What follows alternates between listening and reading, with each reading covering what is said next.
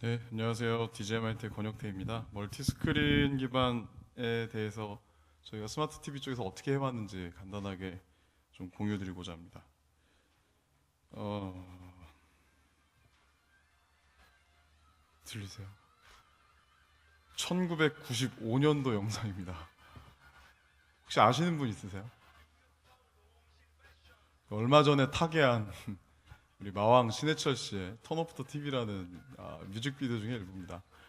90년대만 해도 스마트 TV 나오기 전에 TV에 대해서는 바보 상자라는 말들이 굉장히 유행이었고, 지금 이렇게 신해철 씨가 얘기했던 것처럼 가정을 깨는 게 바로 스마트 TV가 아닌 TV였다라는 얘기들을 되게 많이 했던 것들을 봤습니다. 그래서 제가 신해철 씨를 굉장히 좋아했었는데 요번에 TV 발표를 하면서 이제 생각나서 한번 보게 됐습니다. 오늘 좀 말씀드리고 싶은 것은 스마트 TV 쪽 그리고 모바일 쪽 아마 다 다른 발표분들도 다 비슷한 것 같은데요. 어떤 식으로 흘러왔는지 저희가 고민했던 부분과 어떤 방향으로 흘러갈 것이라고 저희가 생각하는지, 그리고 그것들을 기반한 저희가 이제 5년 동안 해왔던 것들에서 간단히 공유 드리겠습니다.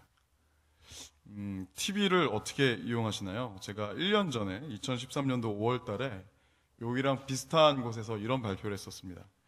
TV는 림백과 림포워드를 다 가질 수 있는데, 물론 기본적으로는 림백이죠.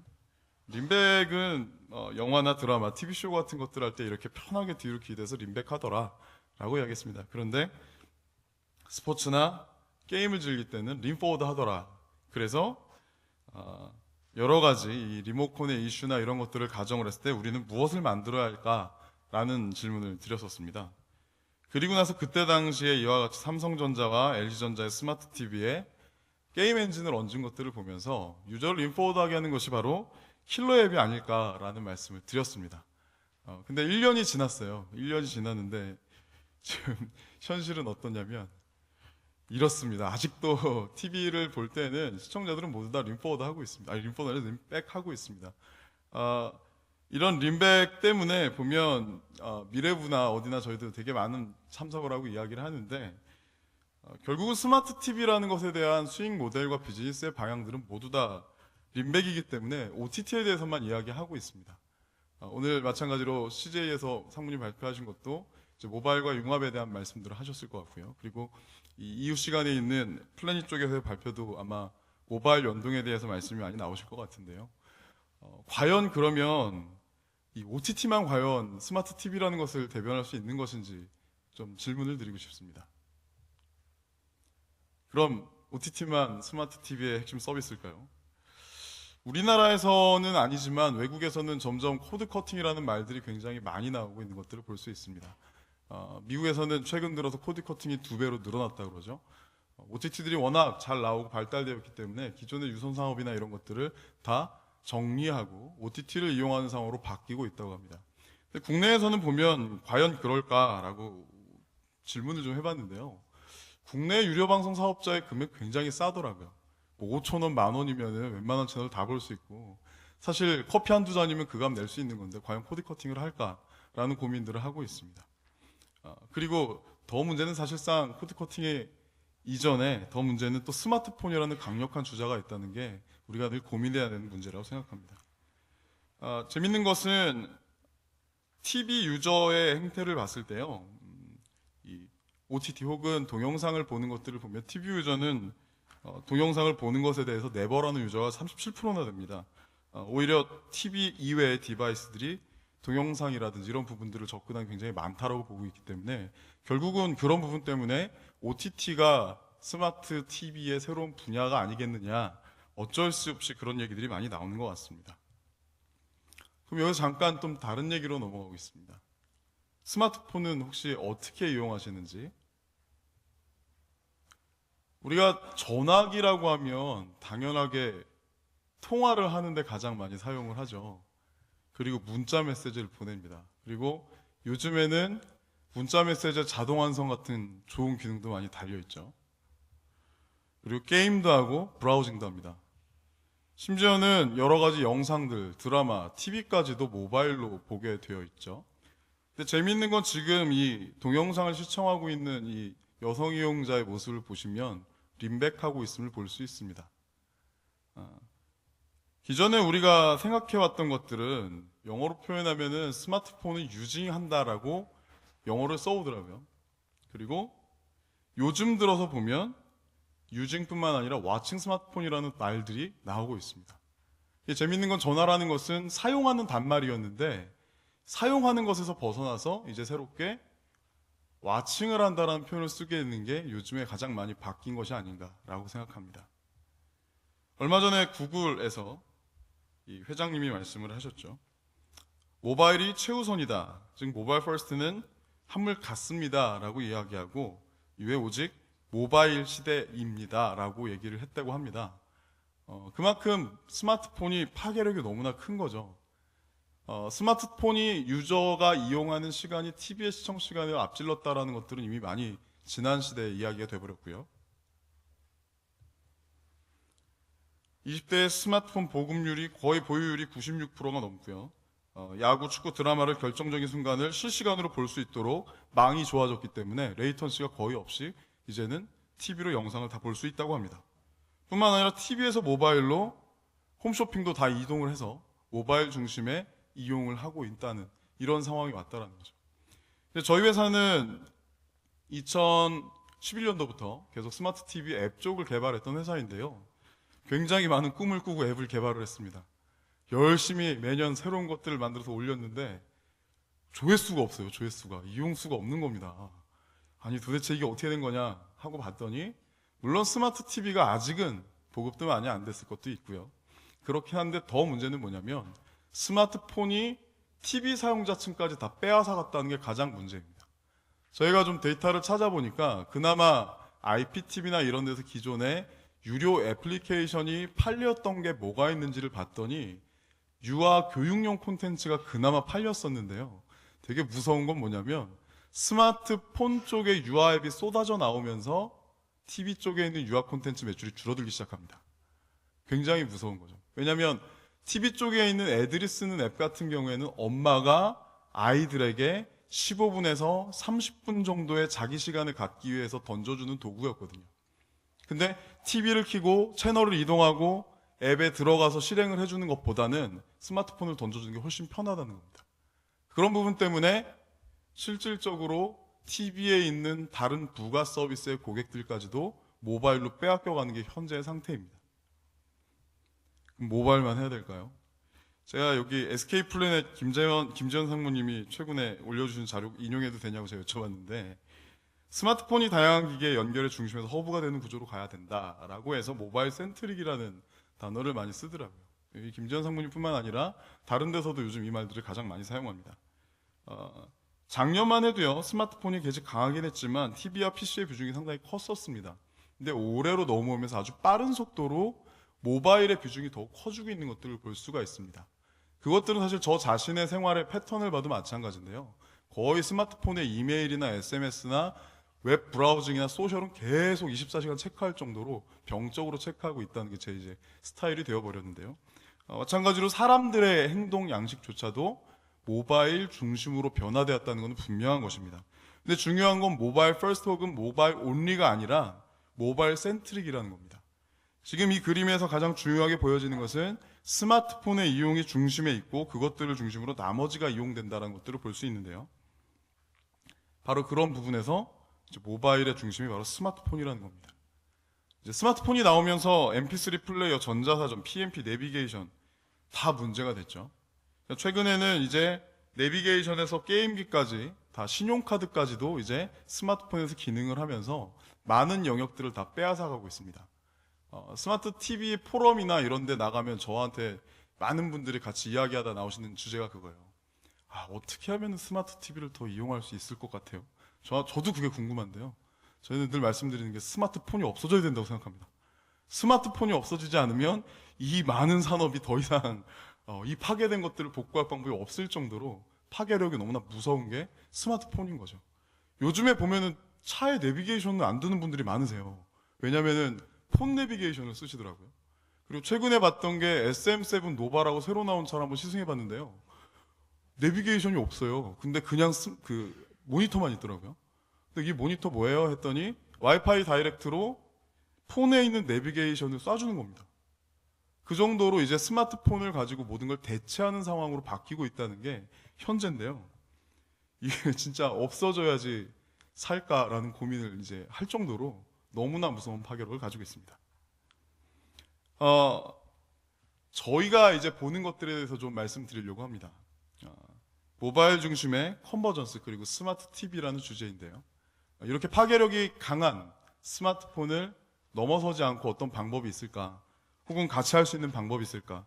늘 고민했던 게 저희가 했던 일입니다. 우리가 중학교 때 영어 시간에 공부하면요. sing 혹은 뭐 using 텔레비전 이런 말을 하면 다 오답이더라고요. 그래서 watching 텔레비전이라고 하면 정답으로 여겼었습니다. 근데 지금은 시대가 바뀌지 않으면 TV의 이용도 바뀌지 않을 거라고 저희는 생각하고 있습니다.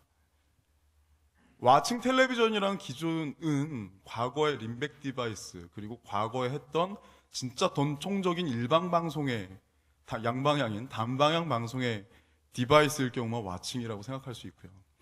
이제 앞으로 인식이 바뀌고 저희가 봐야 될 것은 유징 텔레비전이라는 말을 봐야 된다고 생각합니다. TV가 더 이상은 방송을 수신하는 수신기의 용도가 아니라 다양한 용도로 사용될 수 있는 디바이스 중에 하나로 봐야 된다는 게 저희가 보고 있는 관점입니다. 4년째 저희가 이제 스마트 TV 쪽을 해온 것들을 보여드리면서요. 이 고민들이 어떻게 바뀌었는지 설명드리겠습니다. 보시는 것은 2012년도의 영상입니다. 80년대 게임을 방불케 하는 게임이죠. 당시엔 스마트 TV의 성능이 떨어졌기 때문에 HTML을 가지고 이만큼의 렌더링 효과를 내기 어려웠습니다. 저희는 스마트폰을 가지고 센서를 이용해서 닌텐도 위 같은 게임을 만들어 보고 싶었고요. 터치스크린과 센서들을 이용해서 올림픽 게임도 만들어보고 보시는 것 같은 화이트보드도 만들어봤었습니다. 2011년도 공모전에 대상받았던 다트였고요. 그리고 지금 보시는 것은 쪽지를 써서 종이비행기를 날리면 그게 날아가서 펴지는 매년 12월 달에 저희가 전시회 나가서 하는 이벤트입니다. 이제 그것 외에도 동시에 여러 사람이 한 개의 스크린에 조인을 해서 여러 가지 OX 퀴즈나 가위바위보나 그런 것들의 이벤트를 할 수 있는 플랫폼도 한번 만들어 봤습니다.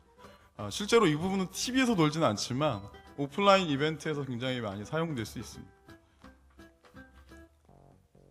2013년도에는 이 부분보다 디자인은 개선됐는데요. 프로토입니다. 게임을 좀 더 편하고 재밌는 걸 한번 만들어 보자. 그럼 유저들이 쓸지도 몰라 라고 생각해서 스마트폰으로 페어링을 하고 TV에서 게임이 실행되는 또 다른 종류의 게임을 만들어냈습니다. 플라잉 아이스크림이라는 건데요. 펭귄이 다른 펭귄 손님들에게 아이스크림을 서빙해주는 그런 단순한 앱입니다. 보시면 폰 쪽과 TV 쪽에 아이스크림 종류의 UI가 보이고 있고요. 그것들을 앞에 손님이 주문한 순서대로 기억했다가 탭을 한 다음에 손님 펭귄 방향으로 엄지손가락 스와이프하면 서빙이 되는 형태의 게임입니다. 나름 손맛이 있고 재밌어서 저희는 기대를 굉장히 많이 했습니다.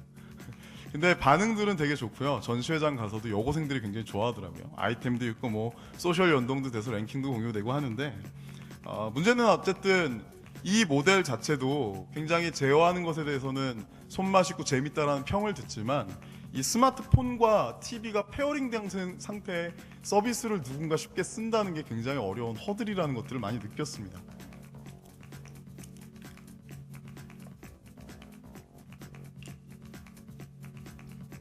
현재 보시는 앱은 그래서 결론이 어떻게 됐냐면요. 내년도에 IPTV에 출시 예정이고 현재 케이블 TV 공용 애플리케이션 스토어에 올라가 있는데요. 모바일을 빼고 넣었습니다. 리모컨만 가지고도 게임할 수 있도록 넣어서 아이들이 쓸 수 있도록 그냥 만들어 두었고요. IPTV에 올라가는 것은 와이파이 지원이 되기 때문에 스마트폰을 연동해서도 할 수 있고 리모컨으로 할 수 있도록 대폭 범위를 넓혀서 바꾸어 놓았습니다. 2014년도 초에 만들었던 윈터 게임즈입니다. 이것은 저희가 연초에 삼성전자 스마트 TV를 통해서 CESho와 MWC에 전시가 됐었습니다. 그래서 저희가 실제 가서 많은 사람들 만나보고 해보면서 굉장히 반응도 좋게 여겼었는데요. 2012년도에는 다양한 종목을 복잡한 센서를 이용해서 했다 그러면 2014년도에는 굉장히 어려운 것들을 다 배제하고 단순하게 각도나 가속에 따른 뭐 물리 처리 정도, 그다음에 열심히 스와이프하면 열심히 펭귄이 달려가는 단순한 게임, 그리고 틸트 센서와 점프 제스처 정도의 간단한 것들을 이용해서 간단한 게임을 할 수 있는 것들로 이번 소치 올림픽 게임 때 출시를 했었습니다. 나름 되게 예쁜 그래픽에 반응을 했었고요. 2014년도 TV에는 굉장히 스펙이 좋아졌기 때문에 보시는 것처럼 거의 3D처럼 보이는 게임들을 만들어낼 수 있었습니다. 지금 보시는 거는 이제 틸트 센서를 이용해서 균형을 잡고요.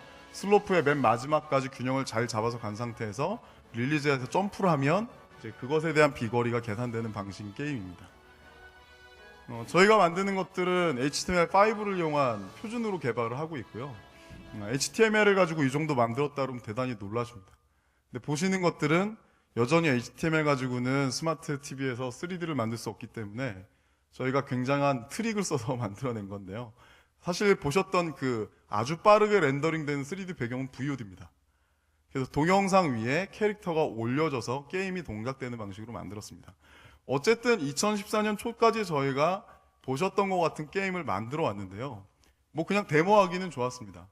그리고 이것들을 일부 사업자한테 라이센싱을 해서 팔아서 매출을 올리기도 해봤습니다. 근데 중요한 건 개인 고객들이 여기까지 오는 거 쉽지 않더라는 걸 느꼈어요. 왜냐하면 스마트폰을 키면 언제든지 쉽고 재미있는 무료 게임들이 쏟아져 나오기 때문에 이것들을 가지고 할 일은 없더라고요. 그래서 계속 고민하기 시작했습니다. 그리고 2015년도에 저희가 내놓기 위해서 지금 완성 단계에 있는 것들을 보여드리겠습니다. 지금 2014년까지 저희가 했던 일들은 뭐냐면 스마트폰을 이용해서 불편한 TV의 UI를 해결해 보자였습니다. 그래서 게임패드가 되는 스마트폰을 가지고 여러 가지 TV에 있는 게임을 제어하는 데 집중을 해왔었는데요. 2015년대는 그것에 좀 더 다른 관점을 얹어보았습니다. 바로 이제 아잉이라는 양방향 키즈 플랫폼과 이번 그 공모전 때 대상을 받게 된 피터라는 서비스입니다. 양방향 플랫폼인 아잉 같은 경우에도 기본적으로는 아이들을 위한 앱이 동작되는 TV 앱인 것은 똑같습니다. 근데 중요한 것은 이제 여기에 모바일이 연동되는데요. 저희가 이제까지 해왔던 것처럼 모바일이 게임을 제어하는 용도로 사용되는 것이 아니라 모바일은 부모를 위해서 사용됩니다.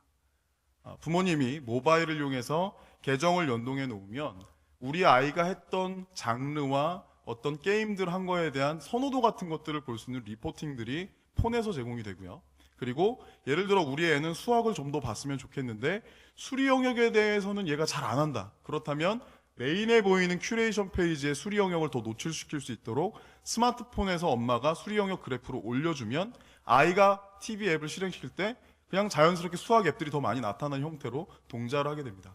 그 외에도 엄마가 방에 누워있을 때에도 애가 엄마 뽀로로 앱 켜주세요 얘기하면 원격에서 앱을 실행시킬 수도 있고요.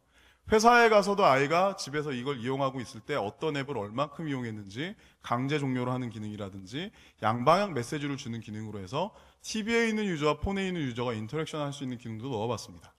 물론 이것들에 대해서 대안과 결론은 아니라고 생각하지만 일단 저희가 보는 기준은 모바일이 같이 연동돼서 컴패니언 디바이스 혹은 세컨 스크린의 개념이 아니라 모바일 중심으로 모바일 센트릭으로 유저의 생활 패턴들을 옮겨보자라는 데에서 이런 아이디어를 내게 됐습니다.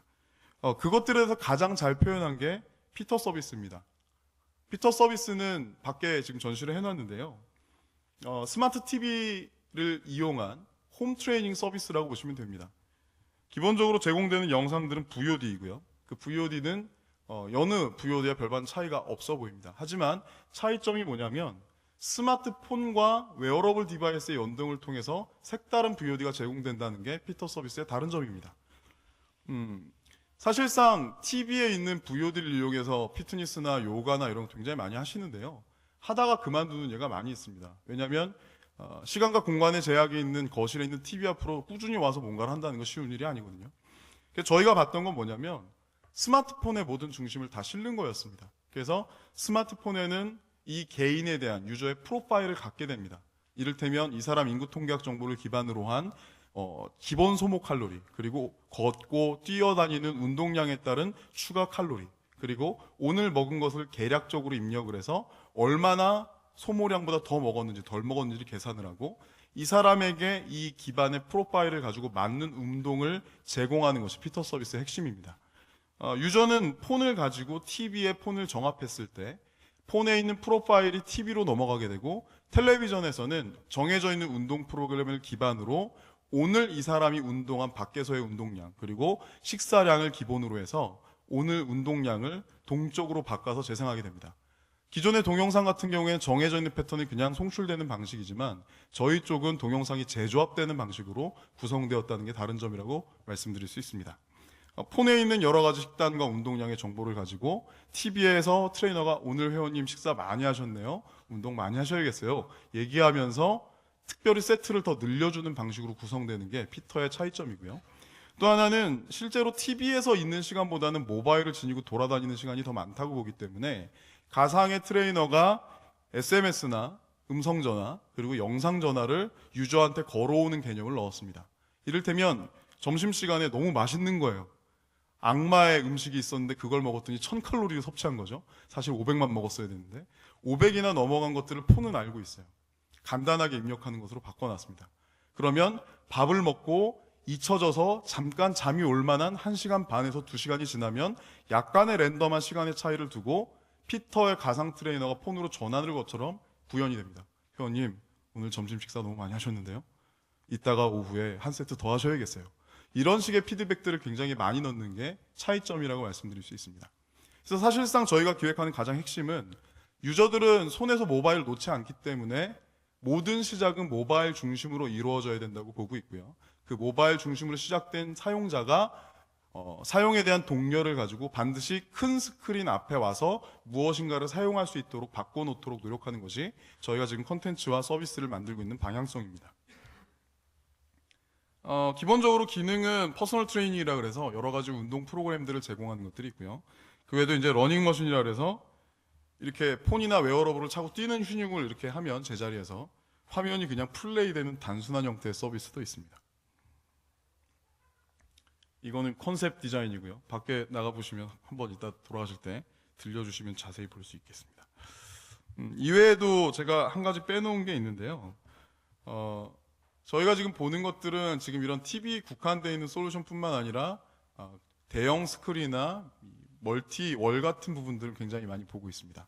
이제 그 부분에 대해서는 여러 사람이 아까 보였던 시연 예처럼 동시에 접속을 해서 사진과 텍스트를 보내서 뭔가를 한다라든지 여러 가지 퀴즈쇼를 하는 것들도 고민하고 있는데요. 결국은 우리가 스마트 TV라는 분야를 볼 때 늘 저희가 깨닫게 된 건 뭐냐면, TV 한 디바이스에만 국한되지 않아야 한다고 생각합니다. 현재는 유저들이 모두 모바일로 넘어가 있기 때문에 모바일을 기반으로 한 사용자의 이동을 고려하는 서비스들이 아마 스마트 TV의 새로운 방향성을 제시하지 않을까라고 생각합니다. 감사합니다. 예, 고맙습니다. 이게 오늘 아마 오후 세션이 발표당 40분으로 어사인이 되어 있는 것 같은데 오늘 진행이 굉장히 빠르네요. 어떻게든 좋은 발표를 해주셨는데 궁금한 게 많을 것 같습니다.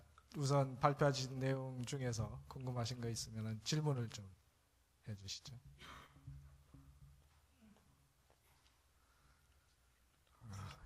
그럼 제가 또 지금 굉장히 노력을 많이 하고 계신 것 같은데 주로 이제 하시는 일이 앱을 개발해서 쓰게 하는 그런 쪽이시죠. 근데 스마트 TV를 우리가 딱 켜면 그 앱이 바로 노출이 됩니까? 어떻게 되나요? 안 됩니다. 이제 그게 가장 큰 허들이고요. 현재는 이제 뭐 LG나 삼성의 완선 TV에는 애플리케이션 스토어를 켰을 때 이제 노출이 된다든지 뭐 그런 형태가 가장 많이 있고요. 이제 IPTV 같은 경우에는 맨 첫 화면의 론처 쪽에서 가끔 배너식으로 띄우는 것들은 이제 가능한 상태입니다. 근데 적극적인 노출은 어려운 상태이고요. 제가 얼마 전에 사업자한테도 그 말씀을 드렸는데, VOD는 돈이 된다, 애플리케이션은 돈이 안 된다, 사업자 입장에서 돈이 안 되는 걸 노출하겠냐 이 얘기를 하시더라고요.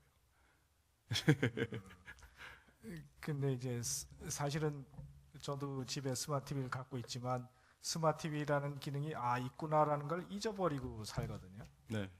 그걸 TV를 키면 바로 이전에 봤던 채널이 그냥 바로 튀어나오기 때문에 그런 건데, 사실은 그런 측면에서 보면 우리가 휴대폰을 이렇게 키면 앱들이 튀어나오듯이 TV를 키면 바로 스마트 TV로 활용할 수 있는 그런 스테이터스로 바로 들어가면 홈페이지처럼, 그러면 스마트 TV가 좀 더 활성화되고 많은 것이 새로 사람들한테 좀 이용될 수 있지 않을까 싶은데 그게 어려운 건가요?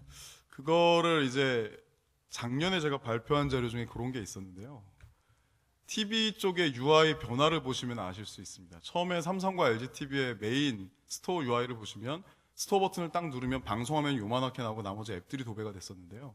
지금 나오시는 것들을 보면은 LG TV 같은 경우에는 방송 화면을 줄이지 않고 그 위에 약간의 메뉴가 증강되는 형태로 바뀌었고, 삼성 같은 경우에는 방송 화면 대신 이제 패널식으로, 그리고 밑에 패널 바식으로 구현을 해서 TV 화면의 수상기를 가리지 않는 방향으로 전환이 되어 왔습니다. 그 이유가 뭐냐면 아직까지는 TV를 대하는 그 유저가 TV는 방송 수신기이기 때문에 앱을 먼저 생각하지 않는다는 게 가장 큰 거죠.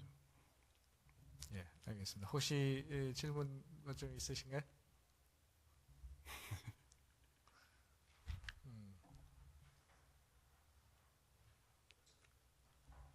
예, 별로. 예, 고맙습니다. 그러면 좋은 발표해 주신 우리 권혁진 대표께 다시 한번 박수 부탁드리겠습니다.